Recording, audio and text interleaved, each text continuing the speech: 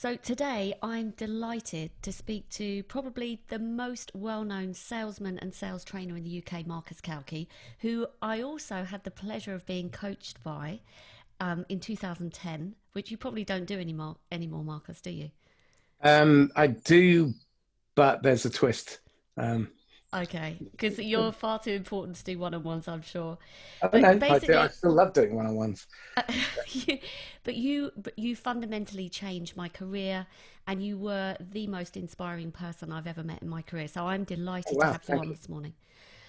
He's also happens to be the author of the book Making Channel Sales Work, who I'm holding a picture of now, and also the host of two fantastic podcasts, the Inquisitor podcast, which if you are in sales or in the business of sales or you're a business leader, then I highly recommend you read because it's like a masterclass in selling, frankly.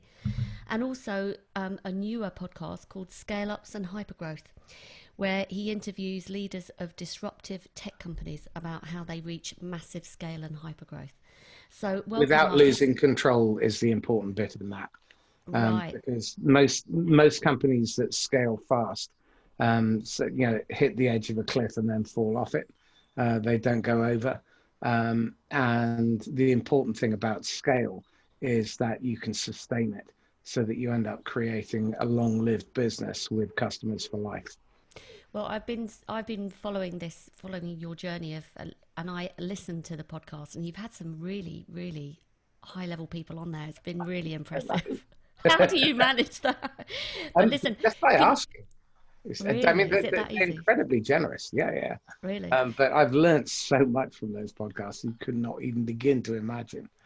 I honestly, every time you ask a question, I think, well, first of all, I was nervous about asking you on this podcast because I thought I'm not going to be able to reach that level of questioning. Fantastic. But listen, tell me, give us a bit of a short intro, anything that I missed out on, just for the audience. Been selling for 35 years, been with a company called Sandler for the last 17 years, and just about to embark on a new journey. So, got some really exciting plans ahead. And the podcasts are really an opportunity for me to learn from the best in the world. And that's working out really nicely. And got married, three kids, worked in probably about 450, 500 different segments of the market. And that range has been really useful, because what I've discovered is that in a specialist field, people who come with a broad range of experience and they have to exercise creativity tend to be far more successful. So, what I've found is that with minimal knowledge about what the product is, but an understanding of their customer, the kind of problems they have, the kind of better future they're looking for, I'm able to help people. So my typical client will grow 3, 4, 500% in a year if they apply what I teach. Um, and what I've seen is people who were on their last leg in sales suddenly become top performers. And so I think people who, if you find their motivation and you understand what drives them, and they're willing to be helped, then pretty much anybody can be helped. But it does require the willingness, not just the ability. And I think what you have is a dearth in sales management skill. Sandler did a study in January, it came out, and it found that only 6% of sales managers were actually fit for purpose. Last year, only 44% of individual reps hit quota, and only 13% of teams hit quota. So that gives you an indication of just how far we have to go. And if you ran a finance team or an engineering team with those sorts of results, I think you'd have a very short tenure. There's no doubt that your skills of helping people grow their businesses and get better at selling are so spot on. I mean, I've watched it myself, I've experienced it myself. But just going back one step, you mentioned that you're on a new journey. Is there anything that you can share right now, or is this top Nope. secret? It's all, Oh, darn. I thought I was going to get an exclusive. I'll tell you offline. Okay, cool. So basically, Marcus, my audience are creative agency account managers. So they're less about landing the business, they're more about expanding the business. Keeping it and expanding it. Exactly. So for those who perhaps don't have any sales training, they haven't got a background in any sort of techniques or strategy, can you talk a bit about where the hell they should start? Yeah, you should speak to your customers, speak to your clients, and find out what it is they're trying to do and speak across their organization. The problem with so many creative agencies is they're fixated on winning the pitch, and then they're fixated on not being kicked out. I remember learning from you this one choice turn of phrase, which is you're never more than 3 years from being fired by a client. And that was from your days at Publicis. And the reality is there's no need for that. If you develop two skills, listening and questioning. I've never listened my way out of a sale. I've talked my way out of plenty. And most people, when they're asking questions, are asking questions to gather information, to gain understanding if they're slightly better. But the best questions are the ones that deliver insight. And this is where people go horrifically wrong because they don't prepare. They turn up and they prepare the pitch, but the pitch is broadcast. It's not collecting useful insight. It's not gathering the quality information.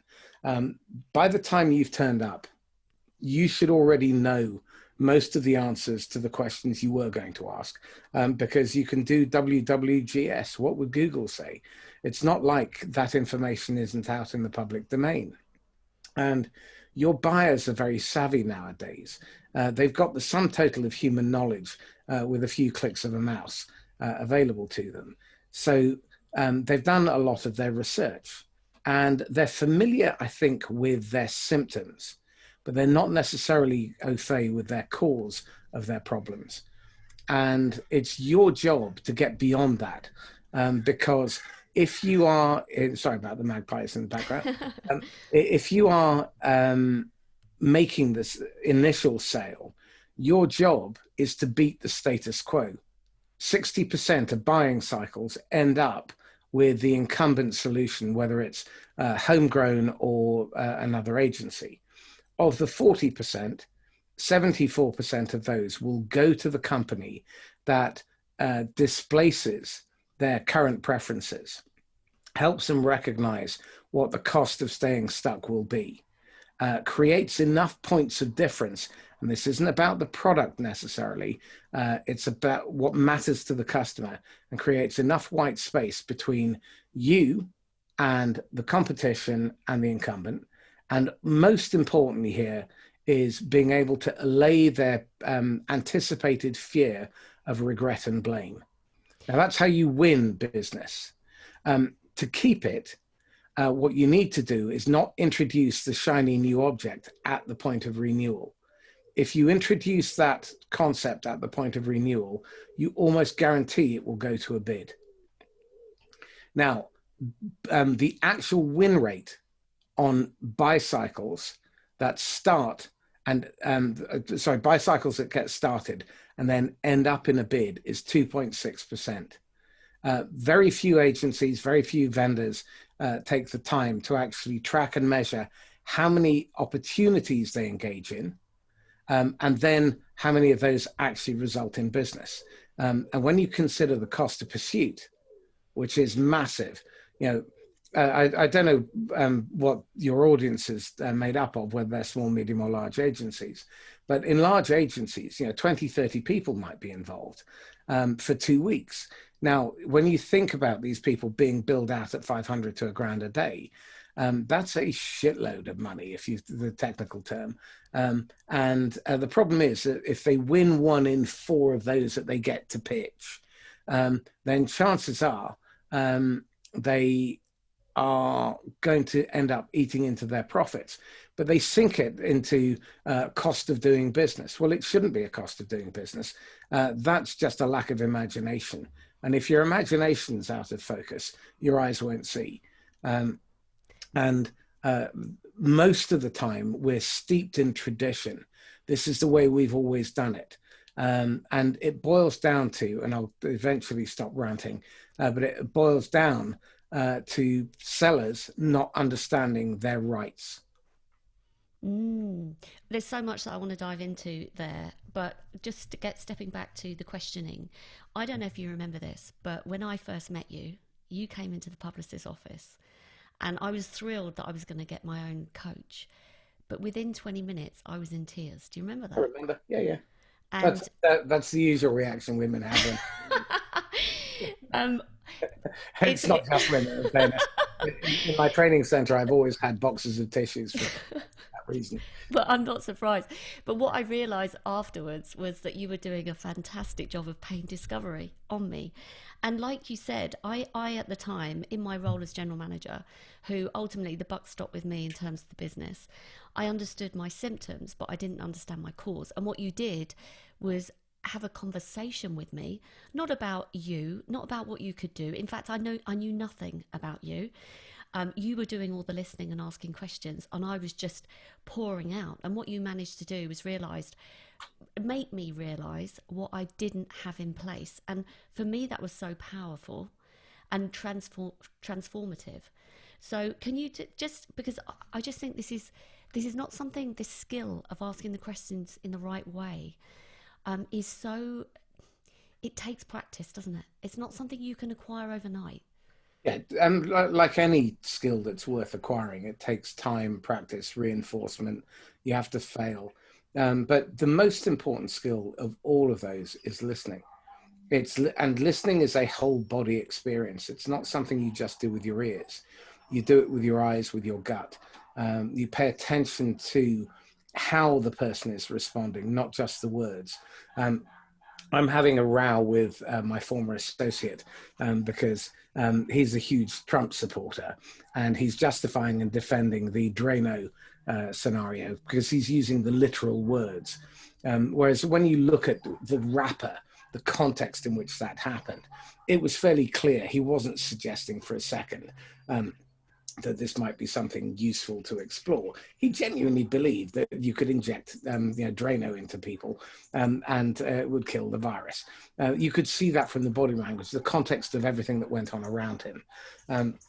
And the slightly vacant and dumb look on him, and the poor medical director who is shrinking into her shoulders.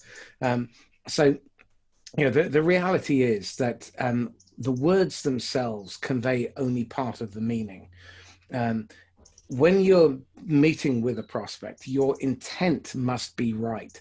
So the first two questions you must be able to answer yes to are, can I help? And if I can, am I the right person to help? Because if you're not, get the hell out of Dodge as quickly as possible. Do them a favor, do you a favor, save everyone time. Now, the problem there is that so often we have a weak or empty pipeline. So we need every deal. And the cure is prospect consistently, a little and often every day, so that eventually you end up with a sales funnel. Well, there are four things that I always get people to measure. The first one is daily, unique, effective conversations with prospects. In the agency business, 5 to 7 a day is probably more than adequate. If you have 5 to 7 where you make the call, you get past the gatekeeper, you get through to the decision maker, and you engage in conversation around their pain with a contract that says at the end of this conversation, you will either invite me in or you'll not, and we'll part friends. If you do 5 to 7 of those a day, then chances are you will fill the top of the hopper. Second thing is the velocity with which opportunities go through your funnel. Now, the problem is that often you end up, and this is the non-PC version, you end up with either a Dolly Parton or a Kim Kardashian pipeline. So on them, the bulges are in the right place, but in your pipeline, they're in the wrong place. Because your funnel should really look like a thong. It shouldn't look like a baggy old pair of grey granny knickers, which is just bulging with stuff that isn't moving. You don't really know where you are. A load of non-prospects, and it's, you know, that kind of sales funnel is built on hope, and hope is a shitty strategy. Now, what it should look like is wide at the top with lots of opportunity, and you're filtering and disqualifying and disqualifying and disqualifying and disqualifying, and all the good stuff should be in the gusset. And there you're looking for 3 to 5 times more at the qualified moving to closable stage than you need to hit your quota. So if you have $1 million quota, you need 3 million to 5 million at the qualified moving to closable stage. Within 7 months, it should be 3 times. Within 12 months, it should be 5 times. Now, if you have 5 times as much at that stage in the hopper, at that stage, then you have choice and you prospect for choice. The other thing that I'm looking at is the conversion rate of first to second meetings. When you consider the cost of acquiring a lead, the cost of pursuit, and you consider that 7 out of 8 first meetings do not result in a second meeting on average, that is a crashing waste. So you need to rehearse, or you need a plan, then you need to rehearse. And my rule of thumb is for every minute you're in front of the prospect, you need 3 minutes of rehearsal time. And especially when you're in an account management role, you need to rehearse and prepare. You need to have a cadence of accountability. You need to have regular contact with your customers or your clients. These would vary from maybe fortnightly calls with different people in the organization, not just the immediate buyer, but the people who are affected by the work that you do. Senior leadership, marketing, operations, sales, legal, finance, you know, all these different departments. You need to engage with them because they're a business and they are a system.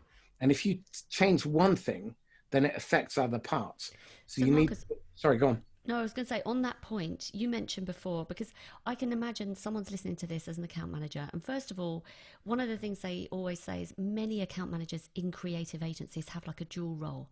Half of it is kind of project management, essentially, and the other half is actually where they're tasked with growing an account and developing relationships. Now, when you say, look, you've got all of these opportunities to expand your relationship building within the same client company, finance, procurement, etc., they often, I know you're going to react like that, you said earlier on about having their rights. You know, where's the confidence level and how do I even start that conversation? Why would they want to talk to little old me kind of thing? Well, first of all, the most important relationship you have is the one with yourself. And this is your self-concept. You will only perform to the level that your self-concept will allow. So if you were to rate yourself on a scale of 1 to 10 in terms of your role, you might give yourself a 7. And on a good day, you'll be a 9. And on a bad day, you'll be a 5. Okay, and you average around the 7 mark. However, role and identity are very different. Role is what you do, your functions. Identity is who you are. Now, if you cannot look yourself in the mirror and be proud of the person that you are, then you're going to have a problem. If you run negative scripts like, who am I to speak to the chief executive? Who am I? I'm just an account manager or an account director. So what? These are people who have problems that you are the expert in helping to fix. If you don't see yourself as having equal business stature, then you've automatically given away your power and you've created this disparity. So you've turned it into a parent-child relationship. And what you need is adult to adult. You need 2 grown-ups meeting at the table to try and resolve their problem. And what you want them to do is step out of the goal. And it's both you and them kicking into an open goal against their problem. You need to be partners. Now, partners help each other get better. So another right that you have is to establish very clearly upfront what the terms of engagement are, how you escalate, how you will hold one another to account. We use a tool called the Client-Centric Satisfaction tool, and it lists a number of areas that we are in control of, but directly affect the customer's experience. And we get them to pick 5 of those. And every quarter, we are held to account. Our feet are put in the fire until they're good and crispy. And they're allowed to tell us the truth, and we're allowed to tell them the truth because we hold them to account as well. But the problem is that because agencies have historically bought into 3 really awful lies, the customer is king, the buyer is always right, and the man with the gold makes the rules. Okay, let's deal with them. First of all, the customer is not king. The customer is never more or less than your equal. The buyer is not always right, but when they're wrong, it's often your fault. And the man with the gold has the commodity, which is cash. In 2010, in the depths of the last recession, tramps had cash. That must give an indication of just how ubiquitous cash is. Today, $5 trillion is going through the global economy. Just today. Okay, so it's not that there isn't money around. People want to spend it on something other than what you're selling because you've been outsold by their internal narrative or by something else, by a competitor, by the status quo. You've been outsold. So the responsibility comes onto us. And if we don't understand that we have the right to do business with the right kind of people, we have the right to say no. We have the right to equal business stature. We have the right to have fun. We have the right to lunch once we've earned it. There is no such thing as a free lunch. This is tough. And account management is a really difficult job, but it's simple. You have to do the basics well consistently over time and mean it. But very few people do. What they focus on is, oh, we're creative. I remember working with one agency years back, and one of the 2 founders kept blathering on about being creative. No one buys creative. They want to sell more shit. Okay, if your advertising is boring but it works, who cares? The fact that you've got lots of awards doesn't mean that you've actually helped them sell anything. Because let's face it, agencies with awards have generally bribed the publication to get them. Ooh, so that you talked about something earlier on that I want to go back to, because this for me was probably the biggest powerful element of the Sandler training system, which is transactional analysis. And actually it's about your own internal state and how you react in the moment, because we're talking about people to people relationships, aren't we? So can you talk a little bit more about transactional analysis? You referred earlier about being in adult to adult state and how it relates to selling specifically from an account management point of view. Of all the psychological models or methods I've come across, TA, transactional analysis, seems to be the one that works universally, and it's unfussy. There's a really good book called How to Run Your Own Life by a guy called Ute Mining, which I'd urge everybody to get a copy of. If you can see that. There you go. Oh, I can see it now, yeah. Yeah. Okay. Now it's only available secondhand. It'll cost you over 100 quid. But it's one of the best introductions to TA, but also to life. And it's all about a Martian who pops down to Earth and then discovers just how screwed up we are. Another good book that's really worth a read is TA for Kids, brackets, and Adults by Alvin Freed. That's, again, TA is essentially understanding how we engage in communication transactions and how we play games with one another. Now, this is the negative side of it, and this can be described on 3 points of a triangle. It's called the drama triangle, and ego thrives on drama. So bear that in mind when I describe the 3 positions. If you imagine an equilateral triangle on its sharp point with the victim at the bottom, the voice of the victim goes, "It's not fair. This always happened. You always do this to me. Save me." Now, lots of customers play the role of victim poor me, my wooden leg, I don't have any budget, times are tough. Yeah. And that encourages two other types. So if you imagine on the top left-hand corner, you've got the persecutor. Now the persecutor comes with a jabby index finger. You piece of shit. You always, you never, you're such a disappointment. You ad people, you branding people, you PR people, you're all the same. Yeah. You make these promises and you do nothing. And it comes with the jabby index finger and the pronoun you, and diminishes you at an identity level. And then you have the rescuer. Now, rescuing is helping without boundaries or permission. Rescuing is mollycoddling. It's permissive. It allows people to take the piss. It allows people to bully them. And what it also becomes is micromanaging. When we first engaged, you were quite a rescuer. You were trying to rescue your people. You were trying to rescue your clients. And the problem with that is that you end up run ragged. You get upward delegation. You create learned helplessness around you.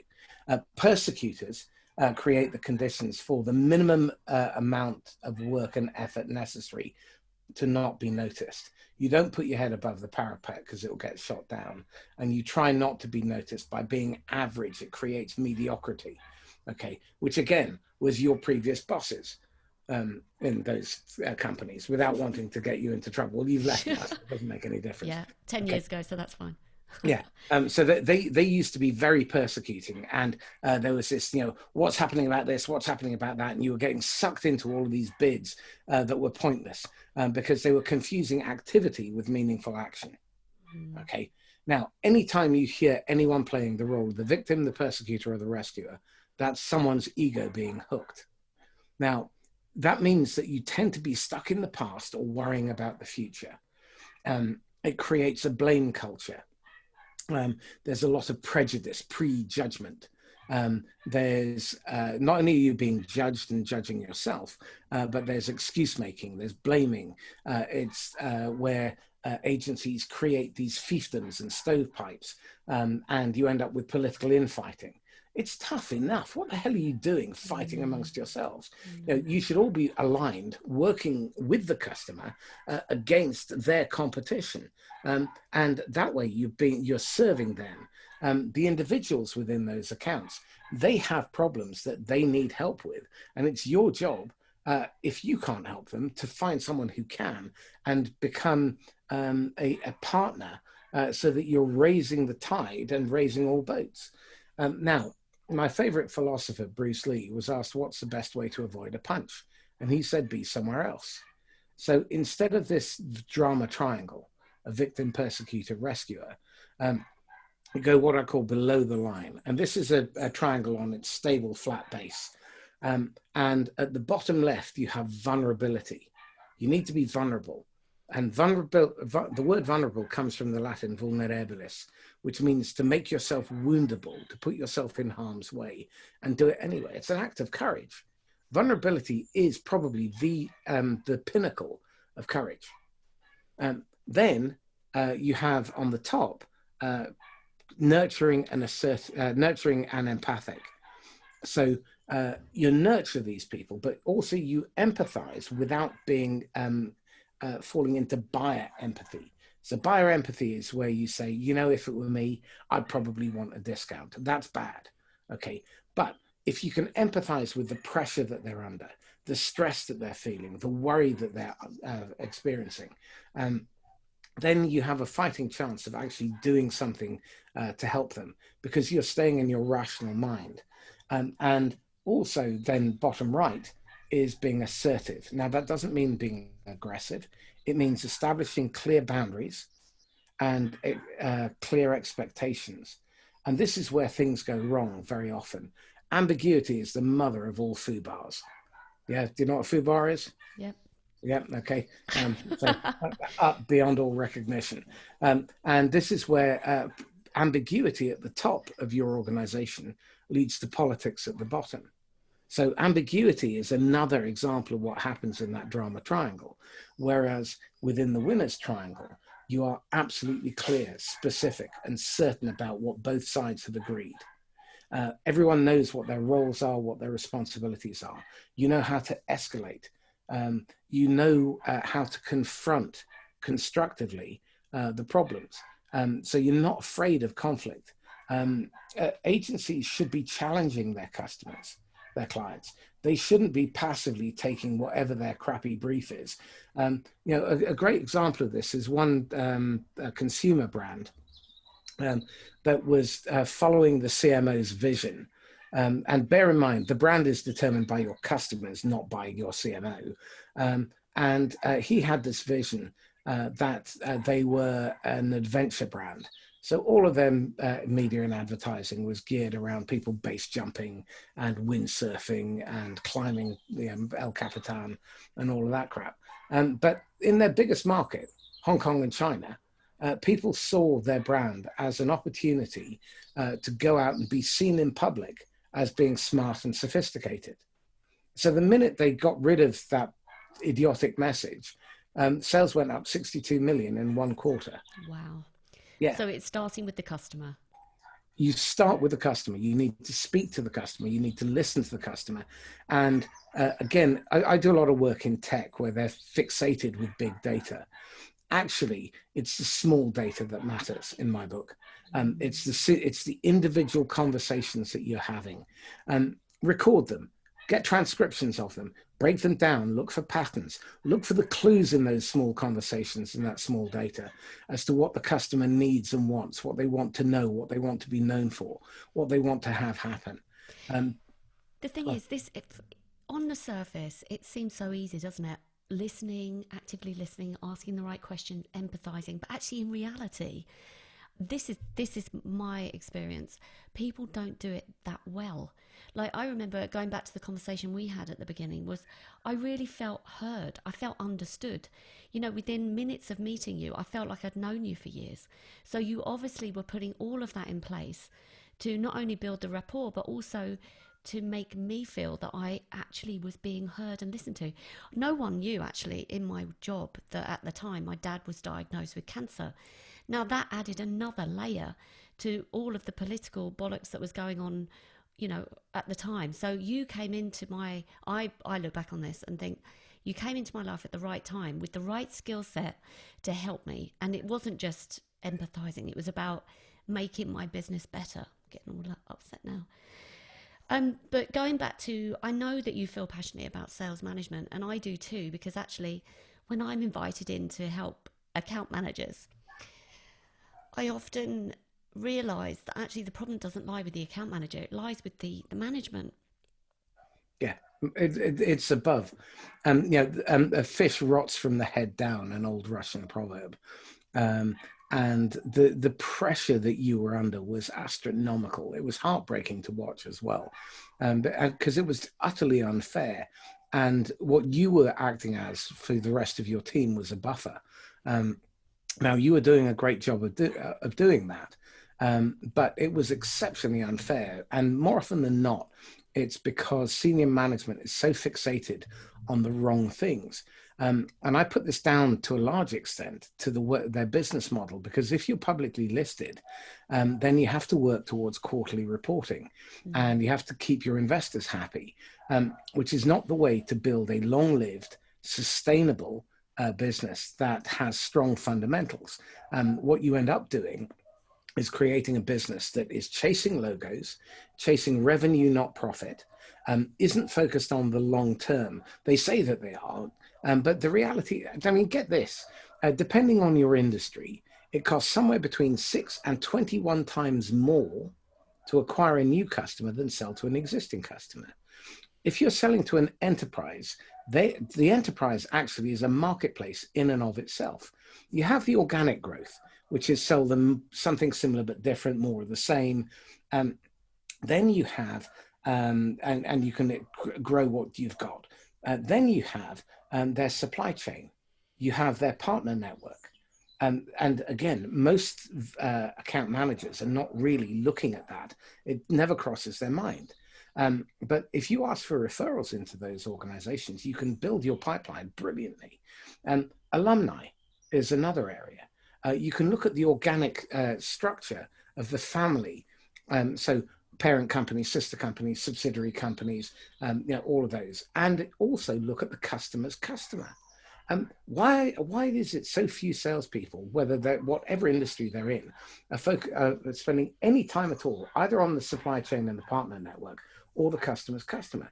All of those could just as viably be customers or clients for you. Absolutely. And part of the problem here is that leadership and management is fixated on the numbers. You cannot manage the numbers. The numbers are a byproduct of the behavior of the inputs.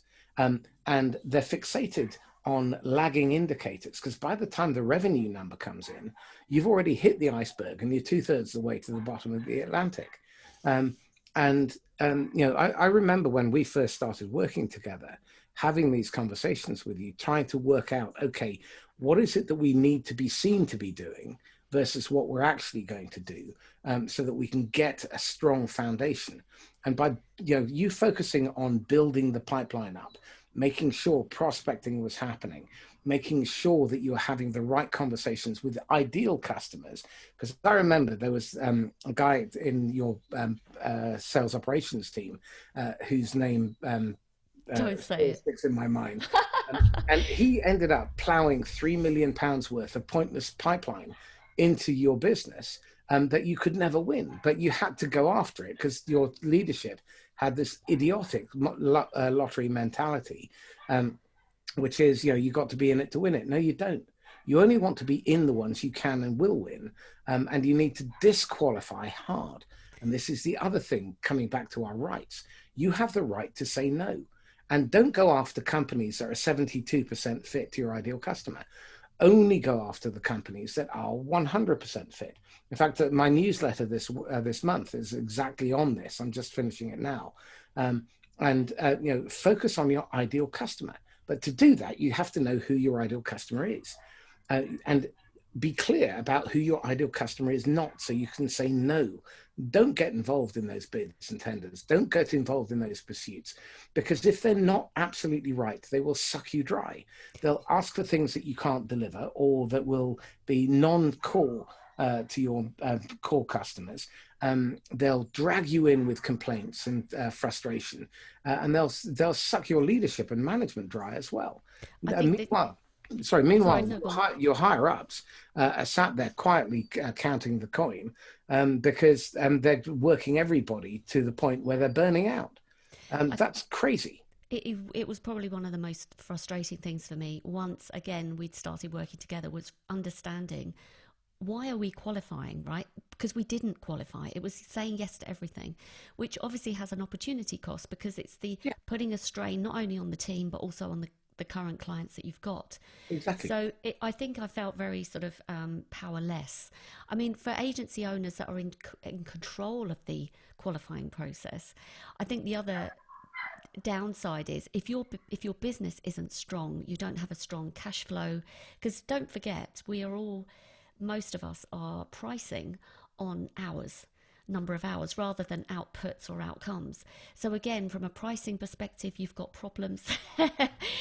Also from a positioning point of view, like you said before, we don't have a narrow enough focus a lot of the time, and therefore you can't charge more. So I think there's kind of lots of elements as to why. Go on. In the absence of value, the conversation will descend to cost very quickly. And agencies, media companies across the board, whether you're web development, whether you're SEO, whether you're advertising, whether you're branding, whatever it happens to be, digital, the conversation invariably turns into hourly rate in a very short space of time. I remember I was working with our colleague Mike, and he was invited to pitch for a piece of business. We worked on this response, which was WPP only sells at rate card. Okay, to every question when they were in this 19-way bid incident, 19 people, 19 different agencies, and they ended up winning it. The point being, they only sold at rate card because it meant that they were in a position to offer the best service.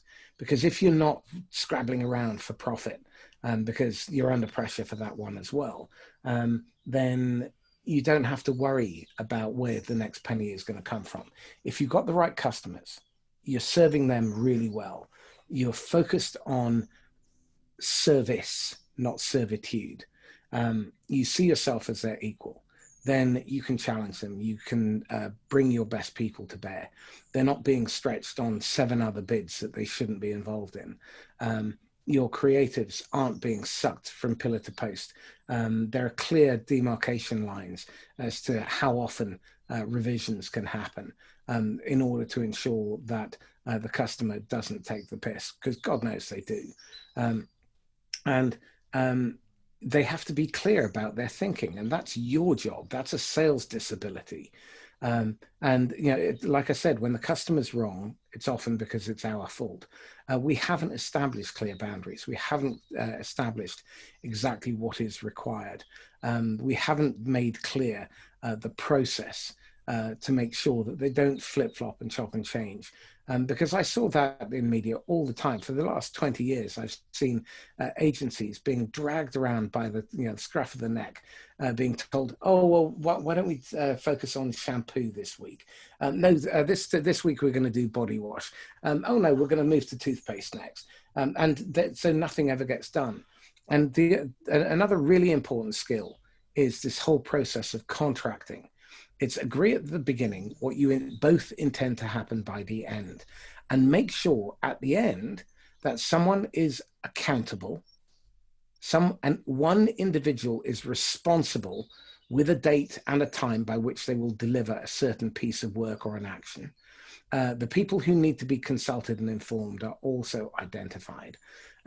You understand who has high, medium, or low influence over a decision, and also understand the different cast of characters who are involved. So you have ultimate power, so sign-off authority. You have decision makers, and there are many decision makers often. In an enterprise, on average, you're going to be somewhere between 6 and 7 influencers, and the account coverage is generally very poor. There needs to be someone with chief in their title, ideally, because if you're only dealing with managers, they have to defer up for sign-off. You need to make sure that you are looking at the influencers, the recommenders, the specifiers, the technical buyers, the user buyers, the financial buyers. And this is stuff that most agencies do none of. They just go in and blindly take a brief and then come back 4 weeks later or 2 weeks later to do a load of free consulting. And then they wonder why their win-loss rate is so terrible. And then they blame the customer. It's not the customer's fault. You cannot blame prospects for doing something to you never said they couldn't do. So tell people you don't get involved in beauty parades and bids. See how they respond. And say no 3 times, because if they really want you, then you've got some leverage. If they don't and you're just column fodder, which is what most agencies act as, then all you're doing is free consulting, because they're looking for you for the cheapest price. Joe Blogs up the road for the most innovative ideas. Fred Jones for best service, and they give all 3 of those to their preferred supplier, and they get paid for all of your hard work. That's crazy. Absolutely. So you've shared so many tips for people responsible for new business in agencies, Marcus. This is brilliant. Some the benchmark data as well, which is fantastic. And this is professional selling. I'm interested to ask you one question, because it's been coming up quite a lot recently, is how when in an agency it goes from the new business team to the account management team, what should that transition look like to set the account manager up for success? Right. First of all, you need to make sure that the relationships are handed over. So introductions need to be made from the new business to the account manager to all the different cast of characters. The expectations need to be documented, and a cadence of regular contact needs to be put in place. I would look at a quarterly value review rather than a quarterly business review. Quarterly business review is typically where you turn up with your market stall and you try and pitch something else. A quarterly value review is about holding each other to account. It's about establishing right from the outset what their vision is over the next 6, 12, 18, 24, 36, 60 months. and looking at the direction they're trying to take their business so that you can stay ahead of where they are. Making sure that you're co-developing a plan. So if resources required, identify what those resources will be, when they will be required, what the trigger points are, and identify what budget is going to be required in order to be able to recruit them. Make sure that you understand the competitive landscape. So as an account manager, with the new business person, what I would do is sit with the customer and spend time understanding the impact of their various competition. So not only your competition you need to understand, but I think you also need to understand your customer's competition. If you understand the customer's competition, then you can identify a whole raft of stuff. So for example, you can identify what the facts are, what their products and services are, how well they perform, which markets they operate in, who their people are, how they're positioned, what their value proposition and pricing is, their accounts, what their strengths and weaknesses are, what their plans are. And a question I always like to get an answer to is, what is the weakness in their strength? Because if we can exploit that weakness in a competitor's strength, then it allows us to start creating campaigns and messaging to exploit it. Now, the beauty of that is that you can start taking market share away from the competition, which is where you should be taking it from. And helping your customer to do that makes them look good. Your job is to always help make your customer the hero of your story. Stop talking about you, your agency, your past glories. No one cares. That's like showing photos of your ugly children to strangers. Focus on how you helped a client achieve their strategic objectives, how they were benefited from it, what they learned, what journey they went through, the ups and the downs, because I think that makes the story real. Make sure that you are very clear in your messaging, how it serves them. And that handover piece needs to encompass a lot of that. You need to understand where they've come from, where they are, and where they're headed. And that needs to be part of the handover. You need to have a regular cadence of meetings, typically every quarter, where you get together and you work out what's working and what isn't, what you need to do more of, what you need to do less of. Every fortnight, I would have what's called a Recon Call with someone within the organization as the account manager. So have them remind you what you agreed to do between now and the last time you spoke, or remember what it was like before you came in. Then what are you not doing well? What are they not happy with? Because you don't want molehills to turn into mountains. And if they've identified something, then give a commitment as to when you will come back with action. It's like when you go to a hotel and they ask you for feedback, and you never hear back from them as to what they've done with that feedback. That's frustrating. So that's why you end up with 0.03% response rates. And that kind of response rate is awful. I mean, who on earth would throw that much shit at the wall and hope just a fraction would stick? Yeah. Customer surveys, again, be really careful about customer surveys because they are built in with intrinsic bias from the questions. And often the customer survey questions are intended to try and make you look good. It's free-form conversation, spontaneous conversation with customers that's got the really rich, useful data. Once you've identified the negatives and you've given a commitment when you'll come back and what action you'll take, then ask what's changed for the better. Because that allows them to warm up and it sets you up for the next thing, which is where are the opportunities for us to help you over the next 3, 6, 9, 12 months.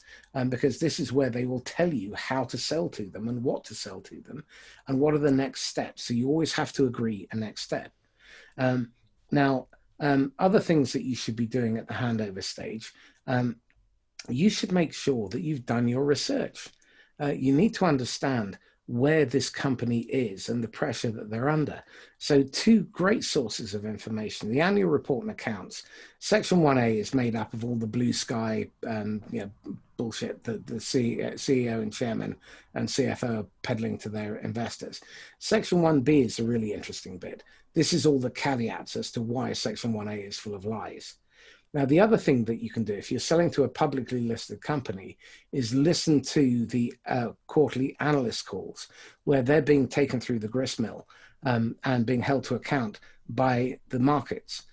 You can get hold of those transcriptions, and that will then tell you where you need to focus your attention to help them at a strategic level, and stop selling advertising, stop selling media. All media is a means by which they can get their work done or their job done and achieve their goals. You can probably save them money. I can save them money. That puts us in competition. You can help them be more effective, more efficient, acquire new customers, to grow, open new markets. Those are the things that they care about. Of course it is. It's about it's helping them with solving their business problems, isn't it? We're selling business outcomes, and we're helping them not only from the business perspective, but from the personal perspective. Marcus, this has been absolute gold. You've just shared tip after tip after tip. I've been scribbling notes, and this is going to be I know that everyone's going to take loads of value from this. You mentioned a few book recommendations, but as apart from your podcast, obviously, to be listening to, are there any other book recommendations, particularly for account managers, that you can think of? Because I know you're an avid reader. You're always a source of fantastic... Just Listen by Mark Goulston is a must read. If you just part the species, you should read it. Talking to Crazy by him is also very good. And that's really dealing with your own demons first. Because, as Philip Larkin put it, they fuck you up, your mum and dad. They don't mean to, but they do. They fill you with all the faults they had and add some extra just for you. And everybody that you know is a sick puppy. So understand that. I would read Essentialism by Greg McKeown, and the basic premise there is do less but better on purpose. What you say no to is more important than what you say yes to. I would also read Asking Questions by Antonio Garrido. Oh my God, that is just such a good read. Yeah. I mean, it's just packed full of useful, applicable technique. And fun. It's a fun read as well. It's quite fun. Jody Williamson's The Contrarian Salesman is a really good one as well.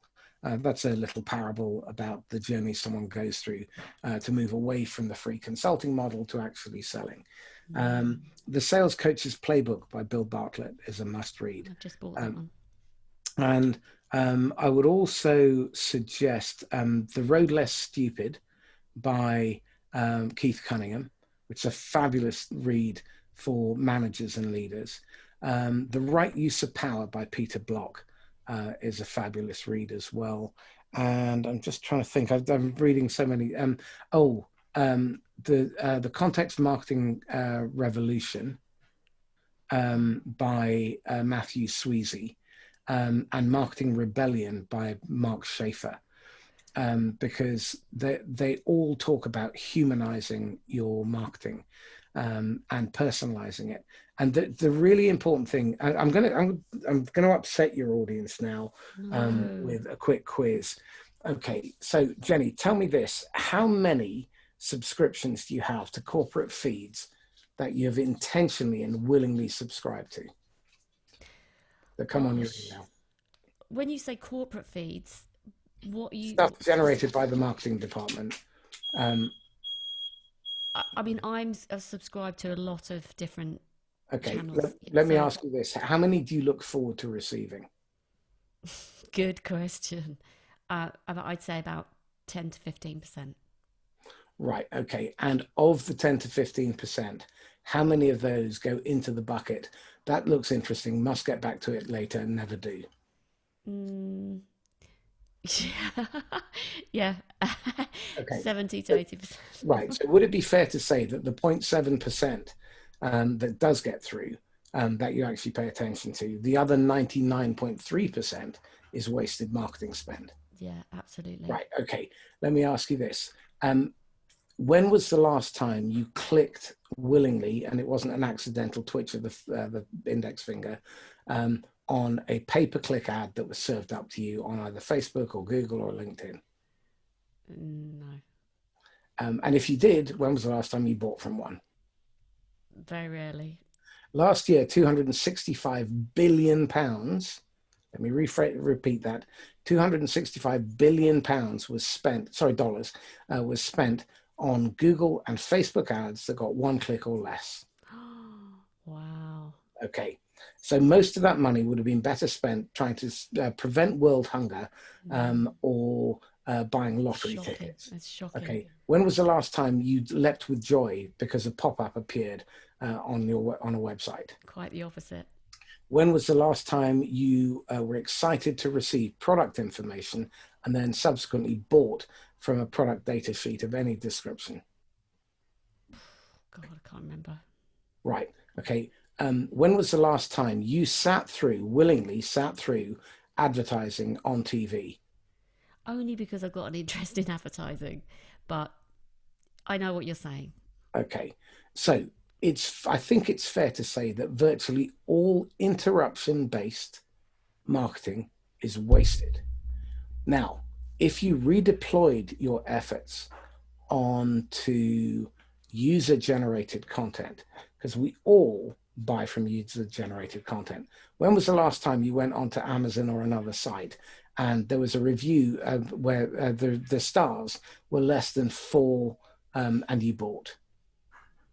I mean, you know what I'm like. I read all the reviews before I make a purchase, so I'm not. Absolutely. But if someone, if they're consistently 2 or 3 star, do you buy? No. Right. Okay. Now, we know that anything that comes out of a salesperson's mouth is viewed with massive skepticism. We also know that if you borrow the credibility of some editor or publication, it has slightly greater veracity. However, if it comes out of the mouth of a customer, then that's golden.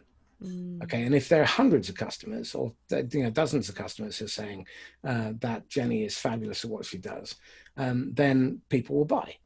I've had at least 12 bits of business come through because of my 200 testimonials on LinkedIn, where people have said, I've read your testimonials, I want to start with you, when can I start? And they don't even ask the price. Yeah. There's a great tip there for anyone listening, actually. Yeah. Now, again, let me give you a useful, actionable item. Okay. I have a framework for getting testimonials that tell the story that I want. Okay. So this is a testimonial template. Question 1. Who are you and who do you serve? Question 2, what problem initially caused you to invite me in to help you? Question 3, what results have you had? And I want pounds, shillings, pence, percentages, all that stuff, so hard and soft. Okay. What initial reservations did you have about working with me? Because that helps me neutralize objections. What surprised you about working with me? Was it fun? And would you recommend me and why? Now, if you look through my LinkedIn profile, you will see well over 100 testimonials that follow that framework. Jeez. And they're that long, they're a full page. Well, that is so golden for anyone listening, because they're not asking for testimonials or referrals, but when you do, having them structured that way, obviously is a lot easier. I mean, I love a format or a framework anyway, but that's going to be so much easier for people looking to work with you, isn't it? Well, people struggle to answer a statement, but they find it really easy to answer a question. And your brain is always looking for the answers to questions, and you never suffer from writer's block. I mean, another good tip: if you're producing content, so virtually all my business comes from either content production, which makes the customer the hero and puts them in the story and enters the conversation they're already having. It comes through personal referral and warm introduction recommendation. And it comes from actually people seeing me do what I do, either on podcasts or live events, that kind of thing, or joining one of my classes. Now, if they see that, then they can experience it for themselves. So they make up their own mind. Now, the reality is that the most powerful content is the stuff that my customers write about me. That's golden. I mean, the flurry of inquiries that come off the back of that are, they are worth 10 times 20 times a cold lead. I absolutely agree. This has been so valuable, not just for account managers, but also for agency leaders, owners, because you're absolutely right. I mean, if you're not following Marcus, you should, because what he shared today has just been fantastic. But I know how active you are on LinkedIn and how much value you share for free, Marcus. So to that point, where can people reach you? And LinkedIn's who do you want to reach you as well? well, the people that I'm really interested in are owners and founders who want to grow their business by 200% per annum compound over a 5 to 8 year period. And they're not afraid of breaking the mold, breaking the rules. They need to be ambitious. They need to be honest. They need to be willing to take direction, and they need to understand the difference between risking and sacrificing. Sorry, dog coming in. And risking is going from lower to higher value with the possibility you might lose some or all of what you've got. Sacrificing is going from higher to lower value and there's no upside. And most people confuse the two and they spend their life in sacrifice. So what I'm looking for in particular are tech companies in the 10 to 50 million mark, who are really looking to expand, and they want to grow but build a really profitable, sustainable business with a long-lived future, where they secure lifetime customers, where they are in control and they don't have to give away either equity or power to private equity or venture capital, who are the devil incarnate. Brilliant. And if anyone wants to follow Marcus on LinkedIn, you spell Cauchi, Cauchi. And any Yeah. other email address or any contact details? Is I'm it on all Twitter SG? as capital THE underscore Inquisitor with a capital I. Not sure it makes any difference, but anyway, that's how I've always done it. You can catch me on Facebook, although generally that's me just ranting. And the podcast, like I said, the Inquisitor podcast, which is marcuscauchi.podbean.com. It's on Apple and Spotify and all other platforms. And if you really want to scale up, then the scale ups and hypergrowth .podbean.com, also available Apple and Spotify. I can send you the links, and then if you share them, I'd be grateful. I'll put all the links in the show notes. Marcus, this has been fantastic. Thank you so much for joining me. I know that everyone that listens to this are going to take loads of notes. There's loads of gold there. So thank you so much for sharing so much value. Thank you. And the other thing is I've started a newsletter aptly called The Grumbler. So I'll send you the link for that as well in the chat. And if anyone wants to get in touch, get in touch. I mean, I'm actually more approachable than I sound. You're always approachable. Thank you so much, Marcus. This has been amazing. Pleasure. Fantastic. Marcus, you are amazing. You are a legend. Thank you. You are too.